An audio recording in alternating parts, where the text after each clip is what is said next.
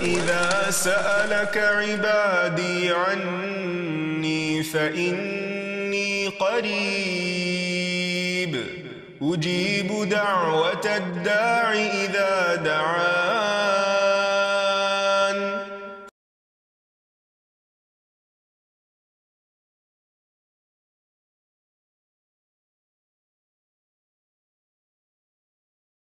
نحمده ونصلي على رسوله الكريم اما بعد فاعوذ بالله من الشيطان الرجيم بسم الله الرحمن الرحيم رب اشرح لي صدري ويسر لي امري واحلل عقدة من لساني يفقهوا قولي. السلام علیکم ورحمۃ اللہ وبرکاتہ. ناظرین، پروگرام دعا کیجئے کے ساتھ آپ کی خدمت میں حاضر ہیں. آج ہم انشاءاللہ بیماری سے شفا کی دعائیں آپ کے ساتھ شیئر کریں گے. صحت اور بیماری انسانی زندگی کے ساتھ ساتھ ہیں. انسان کی زندگی کے کوئی بھی 2 دن ایک جیسے نہیں ہوتے. آج اگر انسان خوش ہے تو کل اداس ہوگا. اگر آج وہ اپنے جسم میں قوت محسوس کر رہا ہے تو کل بیمار ہو سکتا ہے. انسان کے اوپر دن میں بھی کئی بار مختلف طرح کی کیفیات گزرتی ہیں. کبھی انسان روحانی طور پر، جذباتی طور پر بیمار ہوتا ہے اور کبھی انسان جسمانی طور پر بیمار ہو جاتا ہے. بیماری کی کیفیت صحت کی کیفیت سے مختلف ہوتی ہے اور ہر انسان اس کو محسوس کر سکتا ہے. ایسی صورت میں انسان کو دوا کے ساتھ ساتھ اللہ سبحانہ و تعالیٰ کی طرف رجوع کرنا چاہیے اور اپنے لیے خوب خوب دعائیں کرنی چاہیے. بعض اوقات بیمار خود اپنے لیے دعا نہیں کر سکتا تو بیمار کی عیادت کرنے والے اور بیمار کو دیکھنے والے، اس کے دوست، رشتہ دار، عزیز، اقربا اور ایون ہسپتال کا عملہ مریض کے لیے ایسی دعائیں پڑھ سکتا ہے جو اس کے لیے شفا یابی کا ذریعہ ہو سکتی ہیں. تو بات یہ ہے کہ انسان ہر حال میں اپنے رب کا محتاج ہے اور اسے اپنی ہر ضرورت کے لیے اپنے رب کی طرف رجوع کرنا چاہیے، اور خصوصاً قبولیت کے مواقع پر. رات کا پچھلا پہر اس کے لیے بہت مناسب ہے،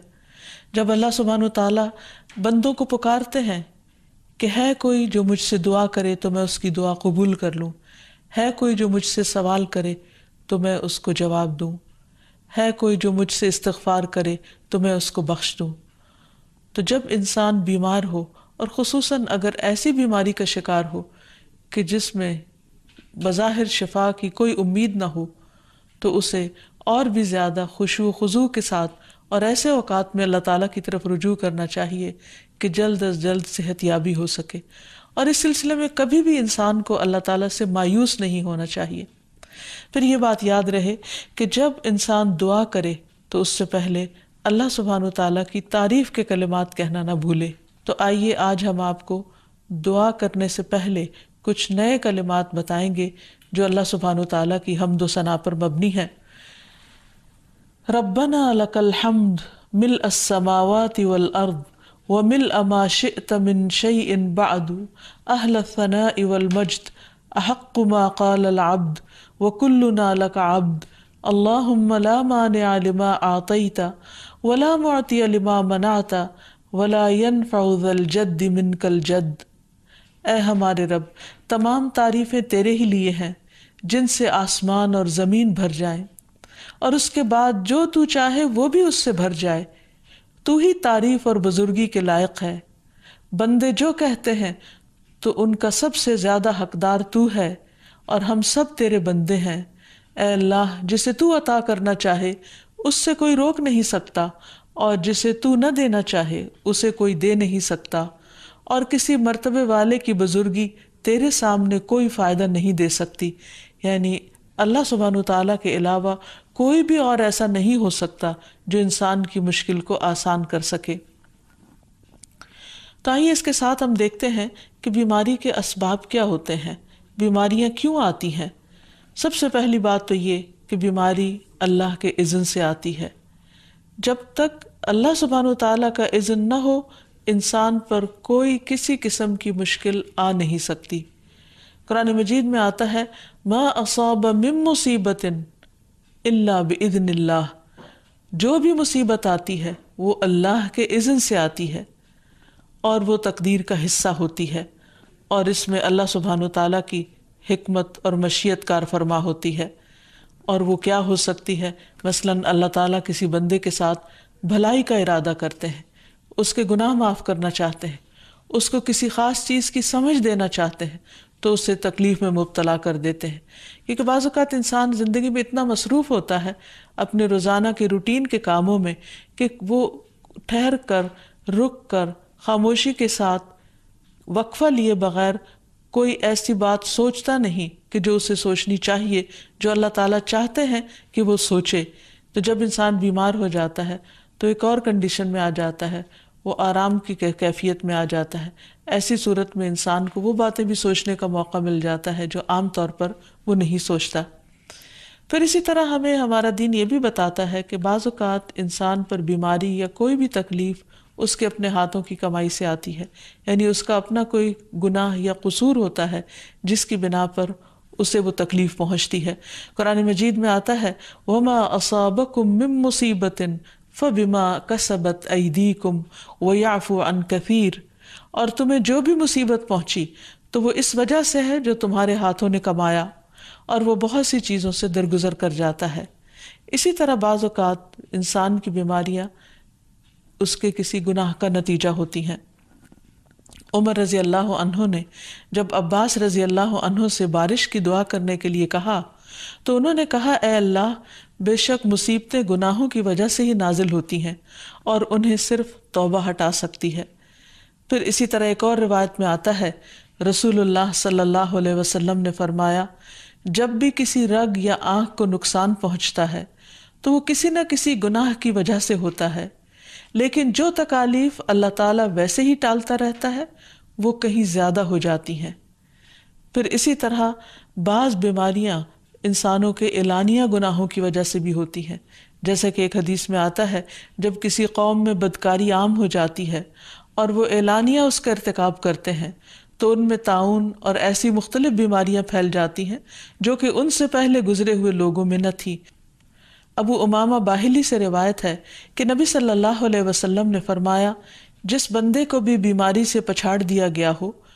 تو اللہ تعالیٰ اسے جب بیماری سے اٹھاتا ہے تو وہ پاک ہوتا ہے۔ تو یہ ایک حقیقت ہے کہ انسان کے گناہ اس کے لیے مشکلات کا سبب بنتے ہیں۔ امام ابن القیم الجوزیہ لکھتے ہیں، ان کی ایک مشہور کتاب ہے الداء والدواء، بیماریاں اور علاج، اس میں وہ کہتے ہیں کہ کوئی بھی گناہ ایسا نہیں کہ جس کے اثرات نہ ہوں۔ انسان سے چھوٹی یا بڑی جو بھی کوئی غلطی صادر ہوتی ہے اس کے نتیجے میں کچھ نہ کچھ اثرات اس کی زندگی پر ضرور پڑتے ہیں۔ ہاں اگر اللہ تعالیٰ معاف کر دے تو وہ اور بات ہے، ورنہ ہر گناہ کی ایک تاثیر ہوتی ہے، اور ان تاثیرات میں سے ایک چیز یہ ہے کہ انسان مختلف قسم کی بیماریوں میں مبتلا ہو جاتا ہے۔ اسی لیے ہم دیکھتے ہیں کہ جب انسان بیماری میں مبتلا ہوتا ہے تو اللہ تعالیٰ اس بیماری کو اس کے گناہوں کا کفارہ بنا دیتے ہیں۔ جیسے حدیث میں آتا ہے کہ جس مسلمان کو کانٹا چبھے یا اس سے زیادہ کوئی تکلیف پہنچتی ہے تو اللہ تعالیٰ اس کے ذریعے اس کے گناہوں کو اس طرح دور کر دیتا ہے جس طرح درخت سے اس کے پتے جھڑتے ہیں۔ تو اس سے ہمیں یہ پتہ چلتا ہے کہ بیماریوں کے آنے کے مختلف اسباب ہوتے ہیں۔ بیماری بہرحال جس بھی وجہ سے آئے، لیکن اصل چیز دیکھنے کی یہ ہے کہ مومن کا رویہ کیا ہے۔ مومن کو اگر کوئی کانٹا بھی چبھتا ہے تو وہ اس پر صبر کرتا ہے۔ اس لیے بیماری یا تکلیف کے آنے پر انسان کو اللہ سے راضی رہنا چاہیے، شکوہ نہیں کرنا چاہیے، کیونکہ جو اللہ سے راضی ہو جاتا ہے کسی آزمائش پر، اللہ تعالیٰ بھی اس سے راضی ہو جاتا ہے۔ پھر اسی طرح اللہ تعالیٰ کا شکر ادا کرنا چاہیے، کیونکہ بیماری اس سے زیادہ شدید بھی ہو سکتی تھی۔ لہٰذا انسان کو اللہ تعالیٰ جس حال میں رکھے انسان اس پر شکر گزار رہے۔ پھر یہ کہ انسان کسی بھی بیماری میں کسی بھی قسم کی ہو اور زندگی کے کسی بھی حصے میں ہو، اس میں مایوس نہ ہو، پر امید رہے کہ بیماری دور ہو جائے گی۔ پھر اسی طرح اگر بیماری طول پکڑ جائے تو انسان کو گھبرانا نہیں چاہیے، کیونکہ ہر گزرنے والا لمحہ انسان کے درجات میں اضافے کا سبب بنتا ہے اور اس کے گناہ مسلسل جھڑتے چلے جاتے ہیں حتیٰ کہ انسان بالکل پاک صاف ہو جاتا ہے۔ پھر اسی طرح انسان کو بیماری کی حالت میں دوسروں سے شکوے شکایات نہیں کرنی چاہیے، کیونکہ بیماری اللہ کے اذن سے آتی ہے، اور جب انسان ہر ایک کے آگے رونے لگتا ہے تو گویا وہ اللہ تعالیٰ کا شکوہ کر رہا ہوتا ہے، جو چیز اللہ تعالیٰ کو پسند نہیں۔ پھر اسی طرح منہ سے برے الفاظ نہیں نکالنے چاہیے، بیماریوں کو کوسنا نہیں چاہیے، اور پھر ایسے الفاظ نہیں ادا کرنے چاہیے کہ مجھے لگتا ہے کہ اس بیماری میں میری زندگی چلی جائے گی، یا یہ کہ کسی مریض کی عیادت کے لیے جا کر اس کو اس قسم کی بات نہیں کرنی چاہیے، خواہ کتنی ہی خطرناک بیماری کیوں نہ ہو، ہمیشہ اسے امید دلانے چاہیے، کیونکہ مایوسی کے الفاظ اور برے بھلے اور منفی قسم کی باتیں اللہ تعالیٰ کو پسند نہیں، اور انسان ویسے بھی جیسے سوچتا ہے پھر اس کے ایکشن اس کے مطابق ہونے لگتے ہیں۔ اب یہ ہے کہ انسان بیماری میں دوا ضرور کرے، کیونکہ حدیث میں آتا ہے کہ اللہ تعالیٰ نے کوئی بیماری ایسی نہیں اتاری جس کے لیے دوا نہ اتاری ہو۔ ہاں، جسے معلوم ہو اسے معلوم ہوتا ہے، اور جسے نہیں معلوم ہوتا اسے نہیں معلوم ہوتا۔ بعض اوقات اللہ تعالیٰ ڈاکٹر کے دل میں ڈال دیتا ہے اور اس کا علاج اس کو سمجھ میں آ جاتا ہے، اور بعض اوقات وہ بیماری لا علاج ہوتی ہے، حالانکہ اس کا علاج موجود ہوتا ہے مگر کسی کو بھی علاج سمجھ میں نہیں آتا۔ بہرحال نوعیت کچھ بھی ہو تو علاج ضرور کراتے رہنا چاہیے، اور کبھی مایوس نہیں ہونا چاہیے کہ اس بیماری کا علاج ہو نہیں سکتا، نہیں، ایک کے بعد ایک کوشش انسان کرتا رہے، اور جب اللہ کا اذن ہوگا بیماری دور ہو جائے گی۔ اور اس کے ساتھ ساتھ انسان یہ بھی یقین رکھے کہ شفا اللہ کے ہاتھ میں ہے، کسی ڈاکٹر کے ہاتھ میں نہیں، کسی انسان کے ہاتھ میں نہیں، کیونکہ جب تک اللہ کا اذن نہ ہو شفا نہیں ہو سکتی، خواہ کوئی کتنا بھی بڑا ڈاکٹر کیوں نہ ہو۔ اسی لیے نبی صلی اللہ علیہ وسلم کی دعاؤں کے آخر میں آتا ہے کہ لا شفا الا شفاؤک، کوئی شفا نہیں مگر تیری ہی شفا، یعنی جو اللہ سبحانہ وتعالیٰ اپنے بندے کو شفا عطا کرے۔ پھر اسی طرح یہ ہے کہ حضرت ابراہیم علیہ السلام نے اللہ سبحانہ وتعالیٰ کے بارے میں فرمایا تھا کہ وَإِذَا مَرِضْتُ فَهُوَ يَشْفِينِ، کہ جب میں بیمار ہوتا ہوں تو وہی مجھے شفا دیتا ہے، یعنی اللہ تعالیٰ ہی اس بیماری کو دور کرتا ہے۔ اسی طرح ایک اور روایت سے بھی پتہ چلتا ہے کہ شفا دراصل اللہ سبحانہ وتعالیٰ کے ہاتھ میں ہے۔ حضرت عائشہ سے مروی ہے کہ رسول اللہ صلی اللہ علیہ وسلم دم کیا کرتے تھے اور یہ دعا پڑھتے تھے، امسح البأس رب الناس بیدک الشفاء لا یکشف الکرب الا انت، اے لوگوں کے رب تکلیف کو دور کر دے، تیرے ہی ہاتھ میں شفا ہے، تیرے سوا اس کو دور کرنے والا اور کوئی بھی نہیں۔ پھر اسی طرح انسان جب کسی بیمار کی عادت کے لیے جائے تو اس پر بھی دعا پڑھے اور اس کے لیے دعا کرے۔ رسول اللہ صلی اللہ علیہ وسلم نے فرمایا، جو مسلمان کسی ایسے بیمار کی عیادت کے لیے اس کے پاس آئے جس کی موت کا وقت قریب نہ آیا ہو اور 7 مرتبہ یہ پڑھے، اسأل اللہ العظیم رب العرش العظیم ان یشفی فلانا من وجعہ، میں اس عظمت والے اللہ سے سوال کرتا ہوں جو عرش عظیم کا رب ہے کہ فلاں کو اس کی تکلیف سے شفا عطا فرمائے، تو اللہ عز و جل اسے شفا عطا فرما دیتا ہے۔ اور پھر ہم دیکھتے ہیں کہ تمام انبیاء اپنی بیماریوں میں، تکلیفوں میں اللہ تعالیٰ کو پکارتے تھے، جیسا کہ ایوب علیہ السلام کی دعا قرآن مجید میں آتی ہے، وَأَيُّوبَ إِذْ نَادَى رَبَّهُ أَنِّي مَسَّنِيَ الضُّرُّ وَأَنْتَ أَرْحَمُ الرَّاحِمِينَ فَاسْتَجَبْنَا لَهُ فَكَشَفْنَا مَا بِهِ مِنْ ضُرٍّ وَآتَيْنَاهُ أَهْلَهُ وَمِثْلَهُمْ مَعَهُمْ رَحْمَةً مِنْ عِنْدِنَا وَذِكْرَى لِلْعَابِدِينَ۔ اور ایوب جب اس نے اپنے رب کو پکارا کہ بے شک مجھے تکلیف پہنچی ہے اور تو رحم کرنے والوں میں سب سے زیادہ رحم کرنے والا ہے، تو ہم نے اس کی دعا قبول کر لی، پس اسے جو بھی تکلیف تھی اسے دور کر دیا اور اسے اس کے گھر والے اور ان کے ساتھ ان کی مثل اور عطا کر دیے اپنے پاس سے رحمت کے لیے اور ان لوگوں کی یاد دہانی کے لیے جو عبادت کرنے والے ہیں۔ اسی طرح رسول اللہ صلی اللہ علیہ وسلم نے ایک اور موقع پر ایک صحابی عثمان بن ابی عاص الثقفی کو ایک دعا سکھائی۔ جب وہ نبی صلی اللہ علیہ وسلم کے پاس حاضر ہوئے، وہ کہتے ہیں مجھے اتنی تکلیف تھی کہ قریب تھا کہ وہ مجھے ہلاک کر دیتی، تو نبی صلی اللہ علیہ وسلم نے مجھے فرمایا اس درد کی جگہ پر اپنا دایاں ہاتھ رکھو اور 7 مرتبہ کہو بسم اللہ اعوذ بعزت اللہ وقدرتہ من شر ما اجد واحاذر۔ اللہ کے نام کے ساتھ میں پناہ مانگتا ہوں اللہ کی عزت کی اور اس کی قدرت کی اس شر سے جو میں محسوس کرتا ہوں، یعنی اس تکلیف سے بچنے کے لیے جو مجھے محسوس ہو رہی ہے اور جس سے میں خوف محسوس کرتا ہوں۔ عثمان کہتے ہیں کہ جب میں نے یہ پڑھا تو اللہ سبحانہ وتعالیٰ نے مجھے شفا عطا کر دی۔ پھر اسی طرح ہر بیماری سے شفا کی دعا نبی صلی اللہ علیہ وسلم نے سکھائی۔ عبداللہ بن عباس سے مروی ہے کہ نبی اکرم صلی اللہ علیہ وسلم نے فرمایا جب کوئی شخص کسی ایسے مریض کی عیادت کرے جس کی موت کا وقت ابھی قریب نہ آیا ہو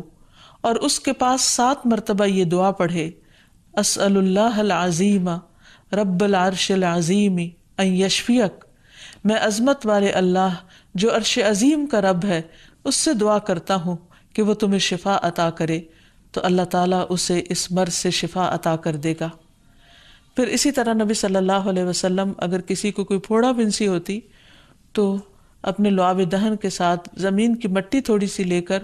اس درد تکلیف والی جگہ پر لگاتے تو اس سے بھی شفا ہوتی۔ حضرت عائشہ کہتی ہیں کہ جب کسی انسان کے عضو میں کوئی تکلیف ہوتی، پھوڑا یا زخم ہوتا، تو نبی صلی اللہ علیہ وسلم اپنی انگلی اس طرح رکھتے،